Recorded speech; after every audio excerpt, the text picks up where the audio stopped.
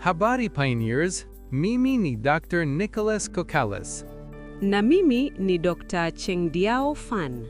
Na leo tuna furaha kusherehekea pamoja na jamii maadhimisho ya mwaka mmoja tangu kuzinduliwa kwa Open Network ya Pi. Open Network ambayo ilizinduliwa rasmi tarehe 20 Februari 2025 ilikuwa hatua ya kihistoria katika historia ya Pi, ikiunganisha blockchain ya Pi, jamii iliyothibitishwa utambulisho wake na mfumo wa ekolojia wa Web3 na ulimwengu wa nje. Kama pioneers wengi wanavyofahamu, jamii ya Pi kwa pamoja iliweka juhudi na michango ya ajabu kwa kipindi cha miaka 6 kujenga mfumo wa ekolojia ili kuhakikisha utayari wa Pi na matumizi endelevu katika awamu ya Open Network. Tangu kuzinduliwa kwa Open Network, safari ya Pi imeendelea kupiga hatua kulingana na maono na mkakati wa muda mrefu wa Pi: kuunda sarafu ya kidijitali jumuishi inayoongozwa na matumizi halisi na inayokubalika kwa upana, ambayo inapatikana kwa urahisi kwa wengi. Mtazamo huu, kulenga matumizi halisi, upokeaji wa watu wengi na uzoefu wa mtumiaji, ni muhimu kwa mafanikio ya blockchain yoyote na ndio unaoitofautisha Pi na sekta pana ya blockchain.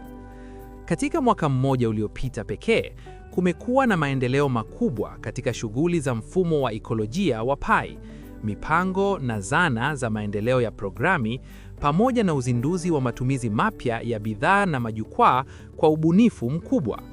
Baadhi ya mambo muhimu ni pamoja na zana ya Pi App Studio inayosaidiwa na AI, mpango wa Pi Network Ventures wa kuwekeza katika startup na biashara bunifu, vipengele vya DEX, AMM na uundaji wa tokeni na mengine mengi.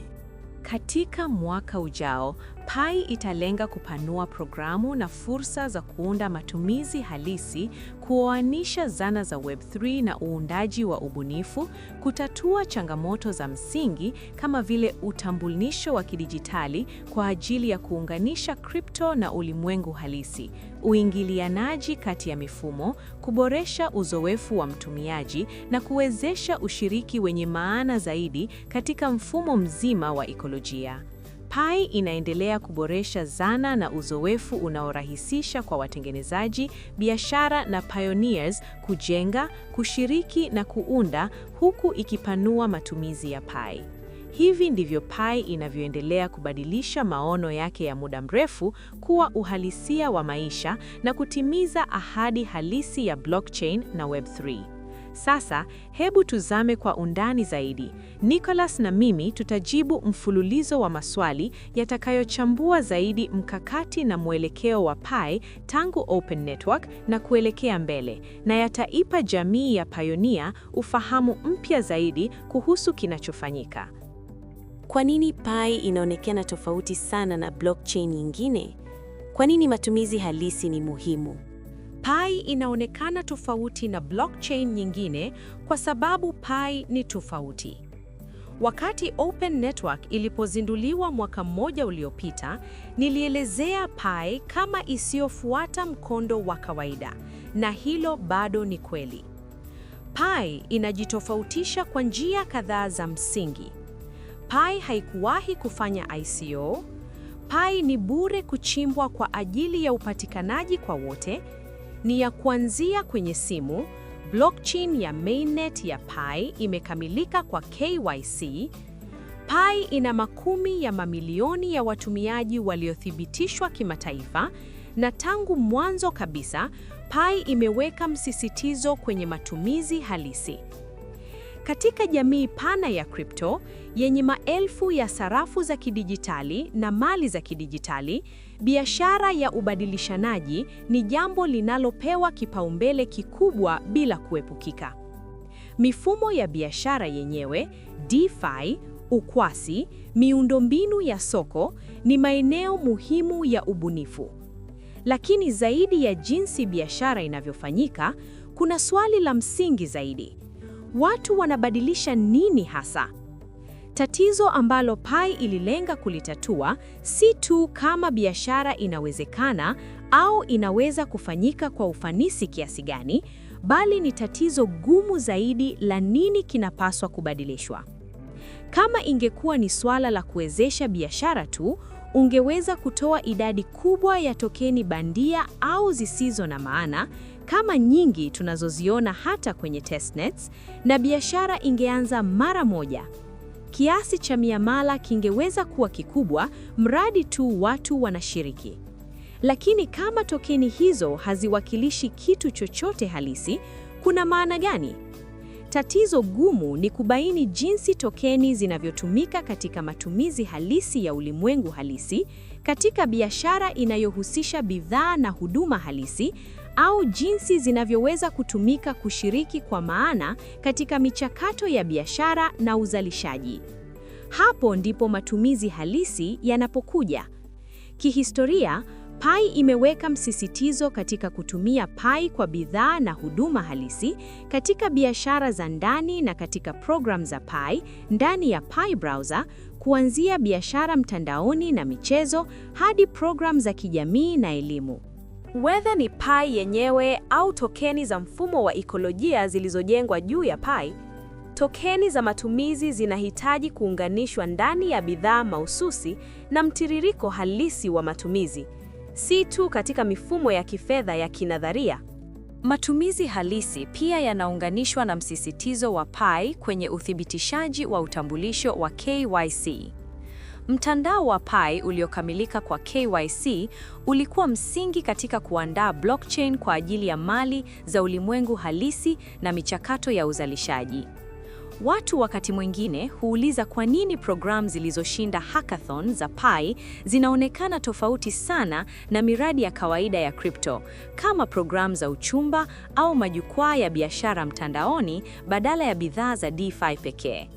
Tofauti hiyo ni ya makusudi. Pi inaweka kipaumbele kwa programu zinazotatua matatizo ya ulimwengu halisi na kukidhi mahitaji ya kweli ya watu, si tu ubunifu katika mifumo ya kifedha. Mifumo ya DeFi ina umuhimu tu kama kuna matumizi halisi na uzalishaji unaohusika. Ni rahisi kuwezesha biashara ya haraka na yenye kiasi kikubwa.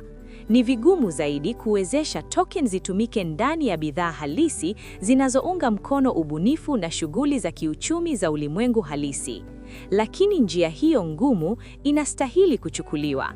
Tunaamini kwamba ni kwa kuendelea kwa uthabiti kujaribu kutatua tatizo hili tata na lenye changamoto, jinsi mifumo ya blockchain na crypto inaweza kutumika kweli kuwezesha uzalishaji wa ulimwengu halisi, ndipo Web3 inaweza kufikia mafanikio yenye maana.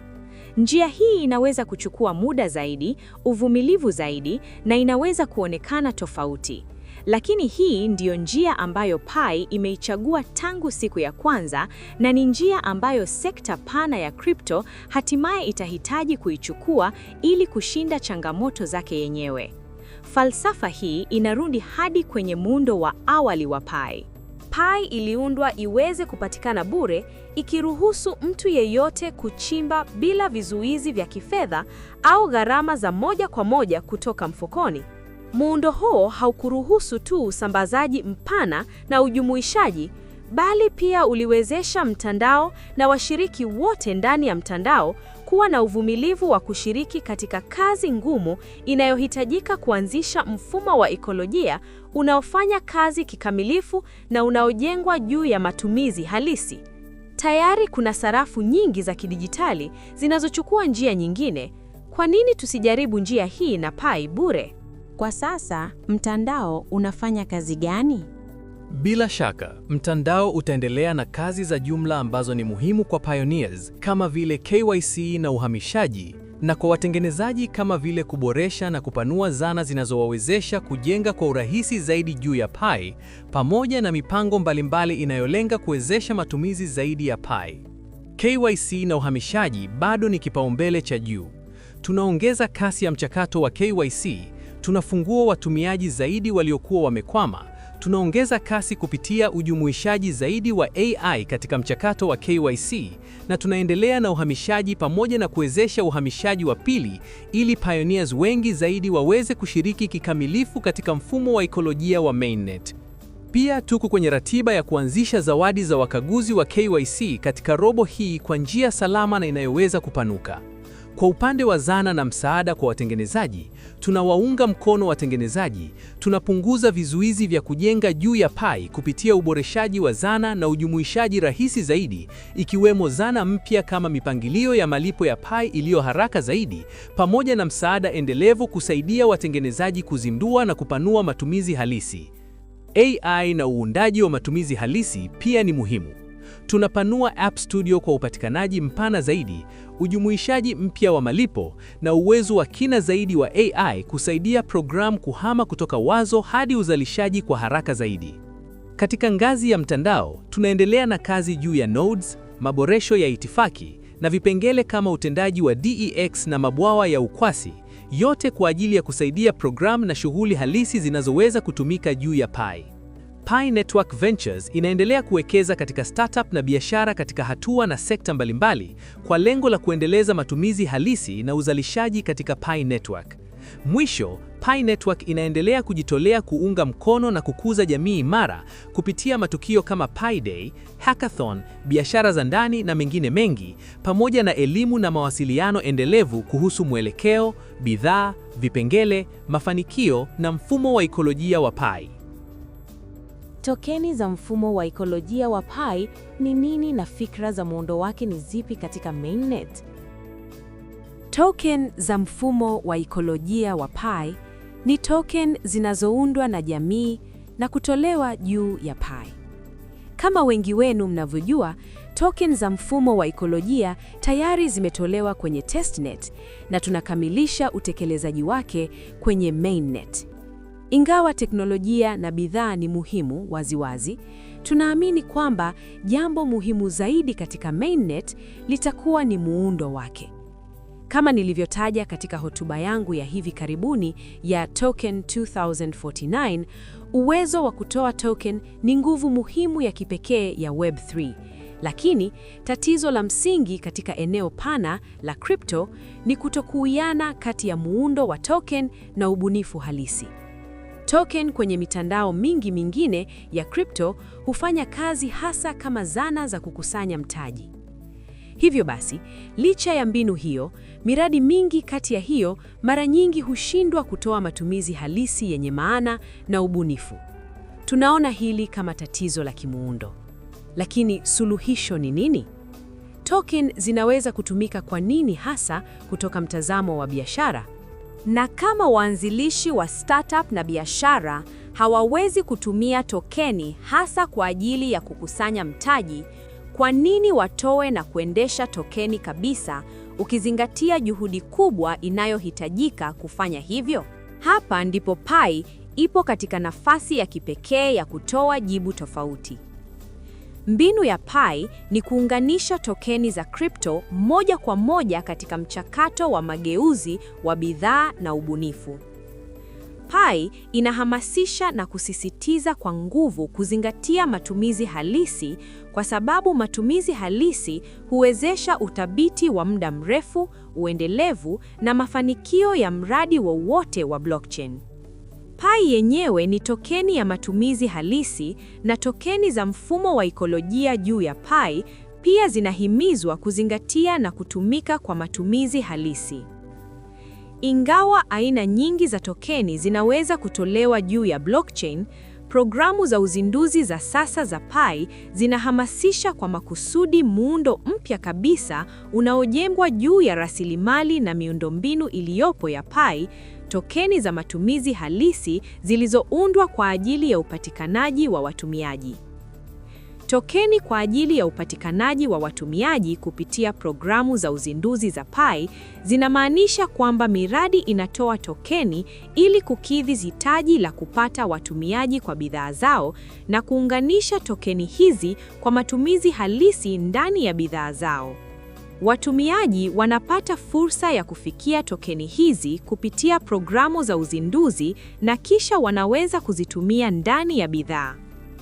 Pi inawekwa stake na kutumika katika mifumo hiyo ili kuratibu na kuwezesha mchakato huo. Pi ina mamilioni ya watumiaji duniani kote, wakiwemo si tu watumiaji waliobobea katika crypto, bali muhimu zaidi, hadhira ya kawaida, wengi wao tayari wamethibitishwa utambulisho wao. Kwa wajenzi wa bidhaa na biashara, watumiaji wa ubora wa juu na ufikiaji wa kimataifa ni miongoni mwa rasilimali zenye thamani zaidi ambazo ni muhimu kwa mafanikio ya mradi. Lengo la Pi ni kubuni tokeni za mfumo wa ekolojia kama zana zenye nguvu zinazowezesha startup na biashara kupata watumiaji, ikiwemo kutoka Pi Network, kwa ridhaa ya watumiaji na kuwezesha ukuaji wa biashara zao. Kupata watumiaji katika hatua za mwanzo kwa kawaida ni gharama kubwa sana kwa startup. Kwa kutumia zana za Web3 kama tokeni za mfumo wa ekolojia wa Pi, startups zinaweza kupunguza gharama ya kupata watumiaji, huku pia zikihusisha watumiaji moja kwa moja katika miradi yao ili kupata mrejesho, kupima sifa na kazi za bidhaa na kuthibitisha matumizi ya bidhaa zao katika kushughulikia mahitaji halisi ya binadamu.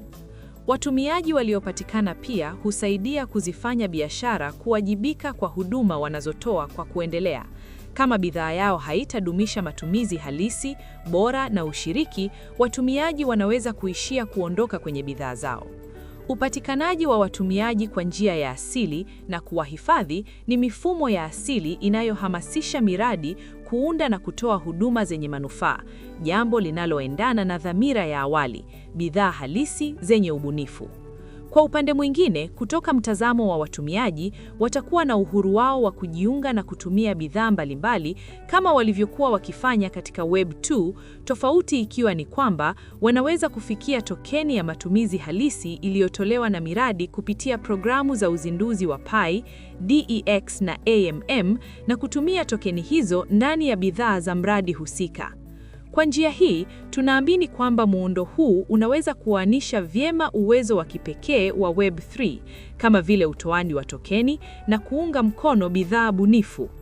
Tokeni za mfumo wa ekolojia wa Pi hazihusu kunakili mifano iliyopo ya tokeni. Kwa kweli, kwa makusudi tumejaribu kuepuka mbinu ya jadi, kwa sababu matatizo mengi katika Web3 yanatokana na jinsi tokeni zilivyoundwa kijadi. Na muundo huu pia utaendelea kubadilika kadri unavyoboreshwa katika utekelezaji wa vitendo. Tofauti nyingine muhimu sawa ipo katika aina za miradi inayohamasishwa kuzindua juu ya Pi. Badala ya kuzingatia watoaji wa tokeni ambao nia yao kuu ni kutoa tokeni kisha kujaribu kujenga biashara kuizunguka, Pi inataka kuweka kipaumbele kwa biashara zenye bidhaa halisi zinazoanza na tatizo la kweli kulatatua, na kisha zinaweza kutumia tokeni kama chombo kwa kuwasaidia kufanya hivyo kwa ufanisi zaidi na kukuza bidhaa zao. Bila shaka, tokeni za mfumo wa ekolojia pia huhusisha masuala ya kifundi kama uingilianaji kati ya mifumo na ujumuishaji wa kawaida wa crypto, ambapo Pi inategemea kazi na ubunifu wa eneo pana la crypto. Mtazamo wa Pi hauko kwenye tokeni kwa ajili ya tokeni zenyewe au kwenye mifumo na ujumuishaji wake kwa jitihada, bali kwenye kuwezesha tokeni zenye manufaa zinazoongozwa na matumizi halisi na kuunga mkono ubunifu halisi uliopo nyuma yake. Kutoka hapo, jukwaa la Pi hubuni zana, huwezesha ujumuishaji na kuunga mkono miundombinu ambayo bidhaa hizi zinahitaji kweli ili kufanikiwa na kukua. Umuhimu wa Pi KYC ni upi na nini kinafuata? Kama pioneers wanavyojua, jamii yetu imetumia miaka kadhaa kwa pamoja kujenga suluhisho la Pi KYC, kuanzia teknolojia ya msingi na muundo wa bidhaa hadi kuanzisha mtandao wa kimataifa wa wakaguzi wa kibinadamu, kuanzia kujenga mifumo ya kazi ya wakaguzi katika maeneo mengi duniani hadi kuunda miundo inayolinda faragha ya watumiaji. Kwa sababu pioneers wamesambazwa duniani kote, suluhisho la Pi KYC lilipaswa kufikia upana wa kijiografia na uwezo wa kupanuka. Na zaidi ya uthibitishaji wa kawaida wa utambulisho, suluhisho la Pi KYC pia linaunganisha uchunguzi wa vikwazo na ukaguzi wa uzingatiaji ndani ya mfumo mmoja. Kulikuwa na sababu kadhaa zilizotufanya kuwekeza kwa kiwango kikubwa katika KYC. Kutoka mtazamo wa Pi Network, hili ni jambo la msingi kwa uadilifu na uhalisia wa mtandao. Pia tulitaka kupunguza hitaji la pioneers kulipa gharama kutoka mfukoni kuthibitisha utambulisho wao, na hivyo kuhakikisha upatikanaji kwa jamii nzima. Kutoka mtazamo wa matumizi ya mtandao na sekta kwa ujumla, tunaona KYC kama tatizo muhimu ambalo halijatatuliwa katika Web3 na hatua ya lazima kabla ya upokeaji wa wingi wa teknolojia ya blockchain. Mazingatio haya yalitusukuma kujenga KYC ndani ya mfumo wetu badala ya kuikabidhi nje. Lakini KYC si kitu ambacho Pi inahitaji tu kwa matumizi ya ndani. Hatua inayofuata ya mpango huu ni kuichukulia KYC yenyewe kama huduma, KYC kama uwezo wa jukwaa. Utambulisho ni wa msingi kwa ujumuishaji wowote wenye maana na uchumi wa ulimwengu halisi. Uhamishaji wowote wa thamani, umiliki na mabadiliko ya umiliki huibua swali la washiriki ni kina nani? Hilo kimsingi ni tatizo la utambulisho, na hivyo basi tatizo la KYC. Katika muda wa karibu na kama mwendelezo wa tulichokwisha kuendeleza, tutatoa teknolojia na bidhaa ya KYC, muhimu si data, kama huduma kwa miradi mingine, iwe ya Web3 au biashara za jadi. Hii inamaanisha kutoa APIs zinazowezesha huduma za nje kutumia suluhisho la Pi KYC kwa kiwango kikubwa. Ingawa tayari watoa huduma wa KYC wapo, mbinu ya Pi ni ya kipekee kwa njia kadhaa. Upana wetu wa kijiografia duniani, uwezo wa kupanuka, mfano wetu mseto unaounganisha AI na uthibitishaji wa kibinadamu, na ukamilifu wa suluhisho ambapo Pi KYC haishughulikii tu uthibitishaji wa utambulisho bali pia ukaguzi wa vikwazo kwa uzingatiaji, mifumo ya kazi ya wakaguzi wa kibinadamu, ulinganisho wa mitandao mbalimbali na msaada kwa miundo tofauti ya kisheria. Pia tunaunganisha mbinu za ziada kama uthibitishaji wa alama ya kiganja ili kuimarisha zaidi ulinganishaji na uthibitishaji, tukizingatia mwelekeo wa sekta katika masuala ya uthibitishaji wa utambulisho. Kwa kuangalia muda mrefu zaidi sasa, ukweli kwamba Pi Network yenyewe imekamilika kwa KYC unakuwa rasilimali yenye nguvu ya pamoja katika ngazi ya mtandao. Watumiaji wanabaki na udhibiti wa utambulisho na data zao wenyewe, lakini pia wanapata chaguo la kushiriki katika mipango iliyojengwa juu ya mtandao uliothibitishwa utambulisho. Mtandao huo kwa upande wake unatoa matumizi kwa huduma za nje zinazohitaji uthibitishaji wa kuaminika wa utambulisho wa binadamu. Hili lina umuhimu zaidi ya Pi pekee. Kutatua KYC ni sharti la awali kwa changamoto nyingi kubwa katika Web3, ikiwemo mali za ulimwengu halisi. Kwa upana zaidi, katika dunia inayoendeshwa na AI iliyojaa bots na mawakala wanaoweza kuiga tabia za binadamu kwa kiwango kinachoongezeka, uwezo wa kujibu swali rahisi lakini la msingi, nani ni halisi, unakuwa muhimu sana. Hadi sasa, tayari tumethibitisha KYC kwa makumi ya mamilioni ya pioneers. Na kwa kufungua KYC kama huduma kwa mitandao na mipango mingine, inakuwa lango muhimu la kuruhusu watumiaji wasio wa Pi kuingia katika mfumo wa ekolojia wa Pi. Kwa nini Pi inalenga AI? AI ina uhusiano gani na blockchain? AI inabadilisha kimsingi namna thamani na uzalishaji vinavyoundwa duniani. Mabadiliko haya bila shaka yanaibua changamoto mpya kwa ubinadamu. Kadri AI inavyozidi kuendesha uzalishaji, kazi ya jadi si tena msingi wa kuaminika wa namna utajiri unavyogawiwa. Hili linaibua swali la msingi. Tunahakikishaje kwamba thamani inayoundwa na AI inagawiwa kwa namna inayoboresha kweli ubora wa maisha kwa kila mtu, badala ya kuendelea kujilimbikiza zaidi kwa wale ambao tayari wanadhibiti mtaji? Hili ni tatizo la msingi ambalo Pi inalenga kushughulikia. Pi inaona matumizi ya mwisho ya teknolojia ya blockchain kama mfumo unaoweza kukaguliwa na kupanuka kwa ajili ya mgawanyo na ugawaji upya wa kijamii. Katika miaka kadhaa iliyopita, Pi imejenga mtandao uliosambazwa kwa upana kama msingi wa lengo hilo. Lakini kuwa na mtandao uliosambazwa pekee hakutoshi. Ili kutimiza matumizi hayo ya mwisho, uzalishaji halisi wa sasa na mpya lazima uletwe kwenye blockchain.